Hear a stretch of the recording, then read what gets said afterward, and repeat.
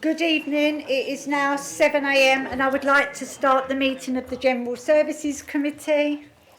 Item 1, apologies for absence. Jenny, do I have any apologies? Thank you, Chair. I've had an apology from Councillor Jackie Maney with Councillor Ben Maney substituting. Thank you. Item 2, minutes. Do members approve the draft public minutes from General Services Committees held on the 7th of May, the 12th of June, the 8th of July, the 17th of July 2025 and the 3rd of September 2025? Exempt minutes from the 7th of May, 12th of June, 8th of July, 17th of July 2025 meetings have been tabled for this evening for information. Agreed? The ones I've attended, yes. Yeah. Okay, thank you. Moving on to item 3, declarations of interest. Does anyone have a declaration to declare? No, okay, thank you. Before we move on to the substantive items of the meeting tonight, I am going to withdraw item 5 on the agenda, the Constitution review.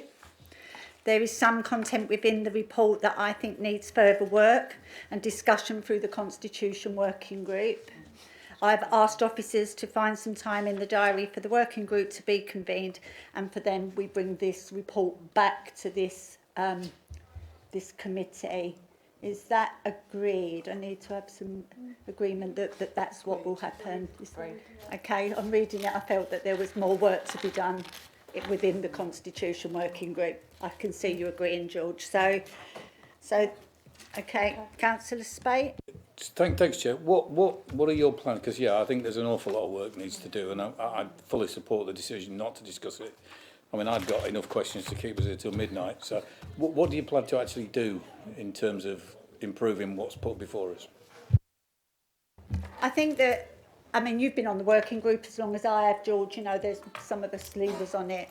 And I think that we was able to have clear, open discussions on there and always bring forward what we felt was going to work, you know, and what should be changes to the Constitution. So I think that there is a fair amount, as you said, you've got questions. Councillor Morris Cook had questions, I had questions. I think that that needs to be done away from this meeting so that what we do bring back is something that we believe we can then recommend to full council.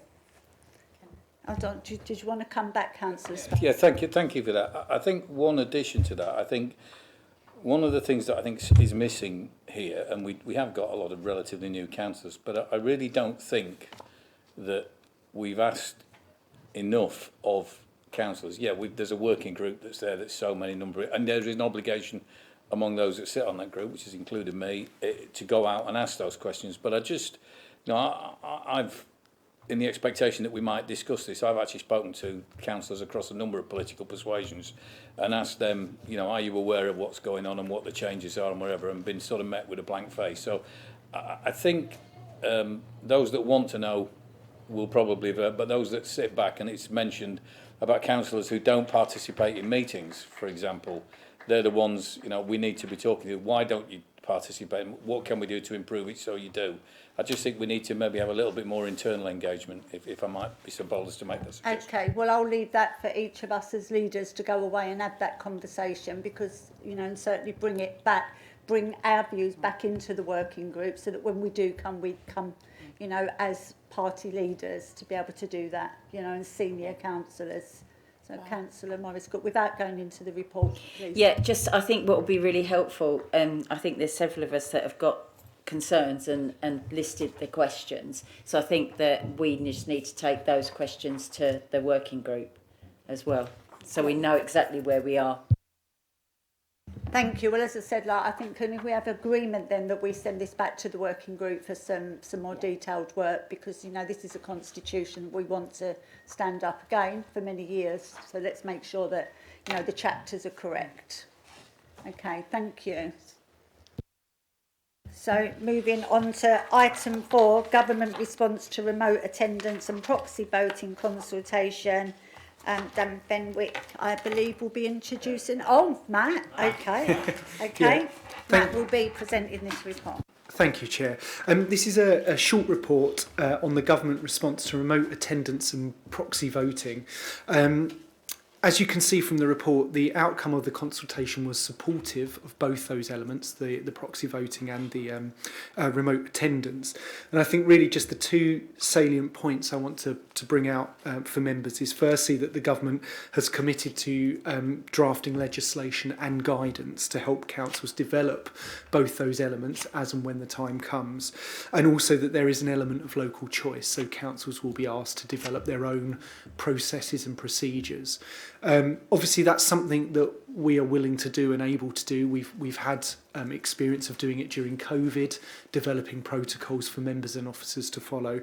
And really tonight, it's just to seek, although the report is for noting, it's really just to seek any preliminary comments, your thoughts and views that we can obviously weave into any future work.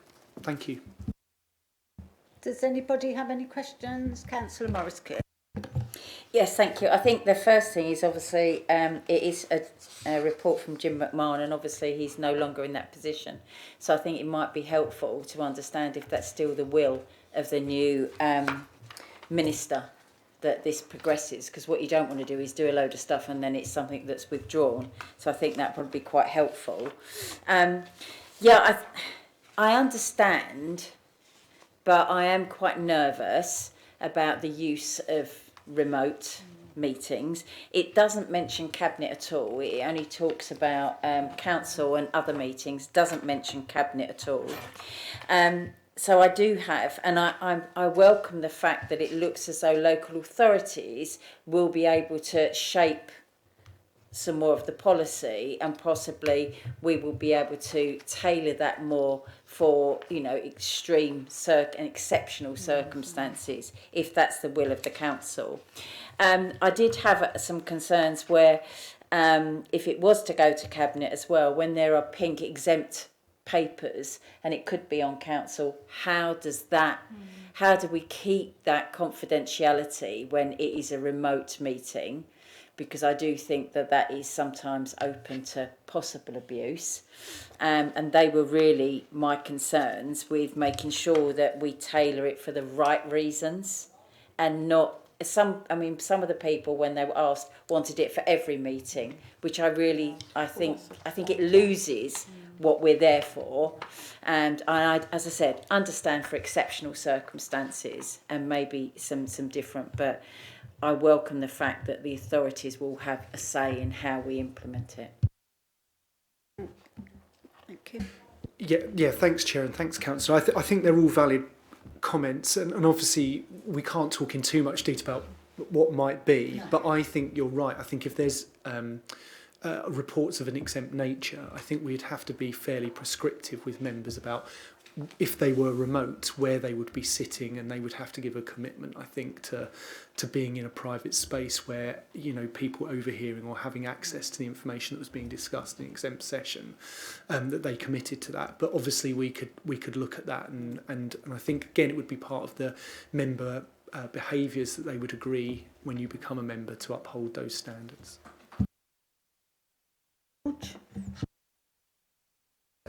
Thank you, Chair. I think it's more interesting how then we would go about. I'm assuming the legislative, well, it depends when the legislative calendar allows for it. It could be months, it may be years. Yeah. We just don't know. I'm assuming it will be in the next session, after the state opening. What would then be our procedures then to develop these policies? What methods are we actually going to look at developing? Whether or not we decide we want to allow for remote meetings. I think if you've got an exempt paper, I think you should be in the room. It's a full stop. Admittedly, I don't like remote meetings at all, but for public business. But I think the matter is, I'd be interested in how would we develop those policies? Is it something that officers will then develop and then come to general services? Will it go to a working group? Will it be a matter for full council to openly debate? Just how would we do that, Matt? Yeah, obviously, my view would be that officers would develop protocols and policies based on the guidance that government issued. We belong to ADSO, the Association of Democratic Services Officers. Those sort of organisations would also have legal input and specialist input to help guide us. My view would be that members would have to sign up to the protocols and subscribe to the protocols. So members would have to have a part in developing the protocol. So my view would be that officers, we would develop something, we would bring that to a forum for you to discuss. I think there would have to be some formal sign-off for it so that you could point that to members who may not follow the protocol, that you could point to say that you have to comply with this.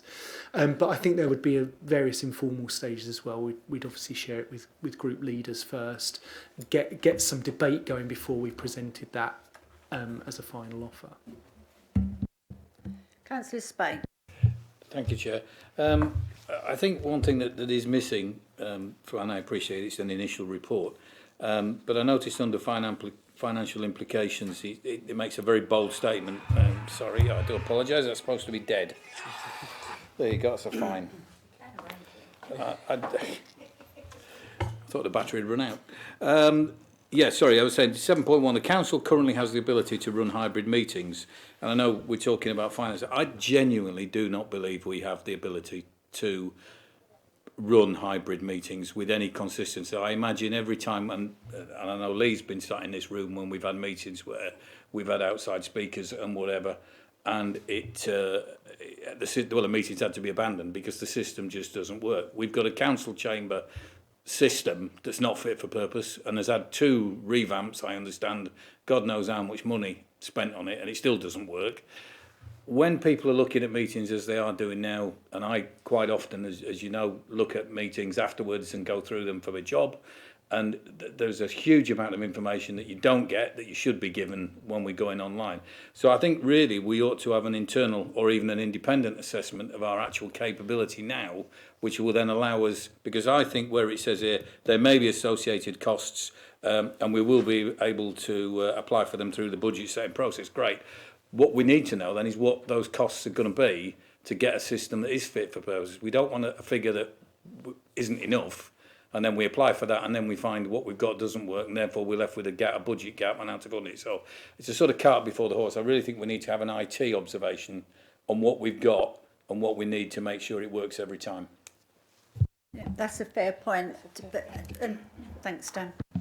Yeah, I think that's one of the relevant considerations you take into account.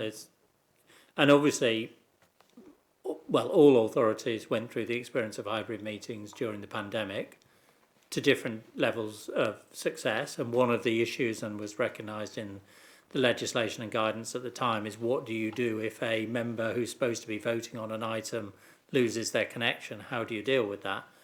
But you know, I think the fundamental thing is, do you want to introduce a system of remote attendance at meetings? If so, in what circumstances? Because there can be certain circumstances where where it would be helpful if you need to make a decision. But if the general feeling is this is not what this council wishes to do, then you don't take it any further forward. But part of that would be what do the logistics look like? How much would it cost? How reliable is that? For exactly all the reasons I said. But that's an assessment to be made at the time on the basis that you were willing or wish to take forward a proposal to have remote meetings at all. Just to put one of the considerations in the other direction is, for some people who may be considering being councillors, the ability to attend certain meetings remotely may be advantageous to them and broaden the scope of people who may wish to be councillors who do not or are not able to attend meetings in the way that some councillors. You can, again, it's a perfectly legitimate position to take the opposite view that all meetings should be in public, but there is all I would say is there is that rounded factor of, would it attract more people to want to become councillors who are able to attend certain meetings in those circumstances? But obviously this is all premised on the legislation coming through. Councillor Maney. Thank you, Chair. I do agree that a point of principle, meetings should be in person, but I try to keep an open mind about the idea of hybrid meetings having a place. You know, most people who have got used to working in a hybrid way, and I think we shouldn't close the door on it. I've actually got more of a concern with proxy voting, because I think actually before you predetermine how you're going to vote, you should at least listen to the debate and the information that's put before the committee. We all know that, you know, with the political environment, sometimes we know how we're going to vote when we come to a meeting, but I think we should at least have to sit and listen to debate before we cast our vote. So I've got more of a concern with that. The point I was going to make, and Matthew, you can probably correct me if I'm wrong, but I think hybrid meetings are permitted north of the border. In Scotland, I think it's been a practice that they've adopted there for some years. So I think we're not reinventing the wheel. I think there probably we can learn something from our colleagues north of the border and perhaps see our local government there. I don't know how extensively it's used, but it is legal, I think, in Scotland. So perhaps there's some good practice we can look at from up there. Ben, I can probably come. I sit on an LGA committee, which of course like covers all of the country. So I'm able to travel up to Smith Square in London and be there, you know, in just over an hour. But of course that represents the whole of the country, the LGA. So we have hybrid meetings. So there may be some work that we can ask the LGA about how they make their hybrid meetings. I personally prefer to be in the room, to be able to speak and look people in the eye at a meeting. But I have had to attend one of those hybrid. But you don't quite feel that you're in the room, and you don't quite feel that you're part of that discussion when somebody's presenting what is like the 10-year health plan to us. Did I quite feel like I got the most from that presentation? I probably didn't. But there are times when you do need to do that. So I wouldn't be for online meetings, but hybrid at a time, you know. And again, it may well be that in the future under LGA, you know, we'll be a much bigger council with a much wider area where maybe some meetings will need to be hybrid. So again, it's what comes through. So I think that there needs to be something looked into there as well, Matt, is about, you know, what this means to future-proof it. And to attract people that can't be councillors, that can't make the evening meetings, but face to face, but could actually contribute well to the workings of a council. So I was quite surprised at some of the percentages in this, you know, because, you know, I think in the room I was a little bit more open to it, but there was quite a firm like, no, I really don't like this. So when I did read what come forward, I was quite shocked really to see the such high percentages of people that actually feel in the modern world this can happen hybrid. So yeah, just to go back to where I started, Matt, I think that there is some learning from the LGA in how they make this happen, and bring that back to this committee. Has anybody got anything else that they want to add before we go to the recommendations? No? Okay. Can we just... Yeah. Because that's really just a remote thing. Are we doing the proxy as well?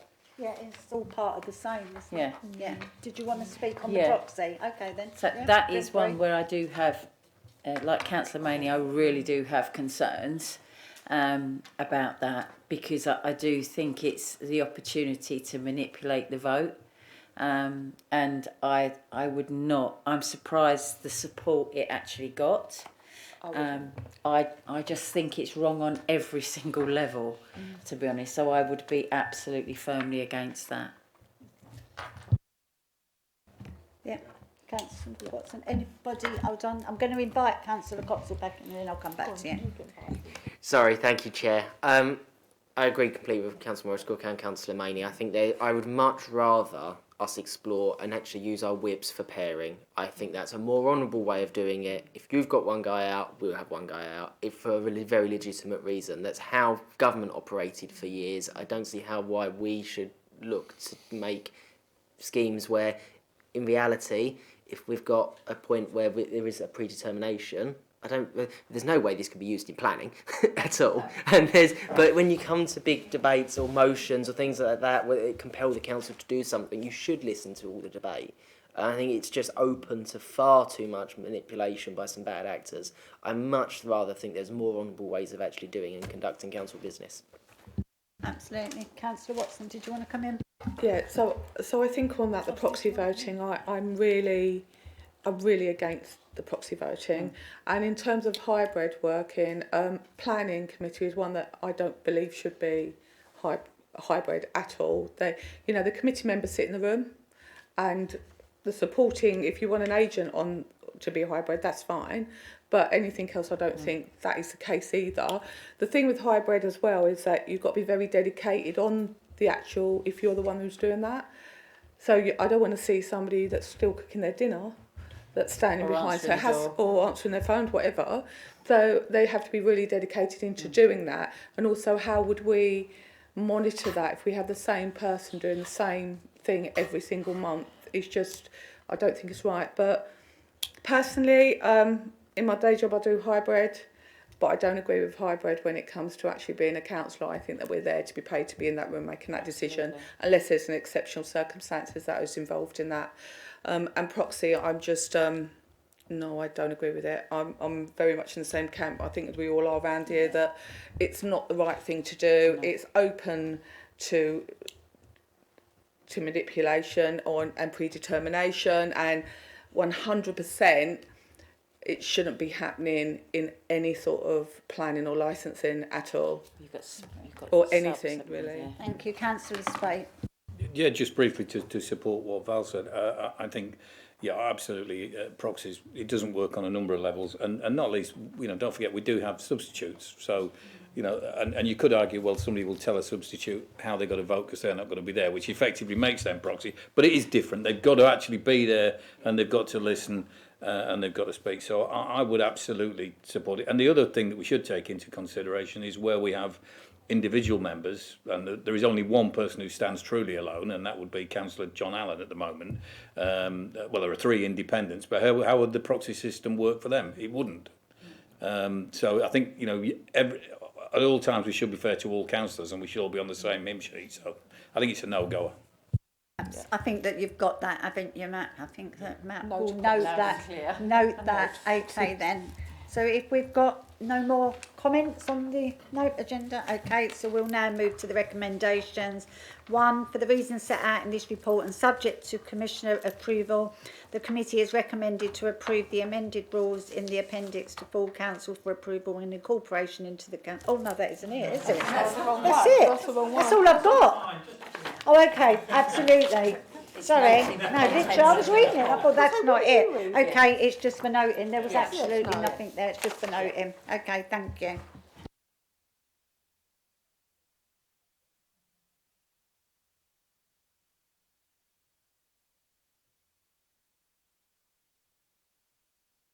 We're closing the meeting at 7:20.